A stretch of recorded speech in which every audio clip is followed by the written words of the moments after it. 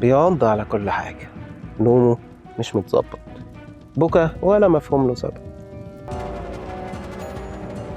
لو ابنك بدأ الرحلة دي يبقى التسنين على الأبواب يا ست الكل، والمعركة بدأت. هقولك بقى على حل كل ده. أول سنة ليها فرحة كبيرة بس وراها تعب مش قليل، لا ليكي ولا ليه. أعراض التسنين بتبدأ معانا من 3 ل6 شهور، وركزي بقى معايا في الأعراض اللي هتظهر عليه. هيعض على كل حاجة حواليه، إيده، لعبته، حتى هدومك مش هيسيبها في حالها. هيريل كتير، والبكا بقى والعصبية هيبقى نسخة من حد انت عارفاه كويس، وكمان مش هينام ولا هياكل كويس. طبعا يا سعاد هتسأليني أخفف عنه ده كله ازاي؟ عضادات التسنين حل من الحلول، بس ما يكونش فيها سوائل من جوه، وحطيها في التلاجة. شايفك يا اللي بتحطيها في الفريزر. تاني حاجة ممكن تدلكي كده لسته بطرف صباعك. وحاجة كمان، احضنيه يا سعاد. حضنك ده هو أكبر مسكن ليه في المرحلة دي، وده بجد على فكرة. خدي بالك بقى، في الوقت ده مش بيبقى طايق وشه وبيدعك في عينه ويمسك في ودانه كتير. ما تقعديش بقى تديله في مضادات، قال يعني عنده التهابات في ودانه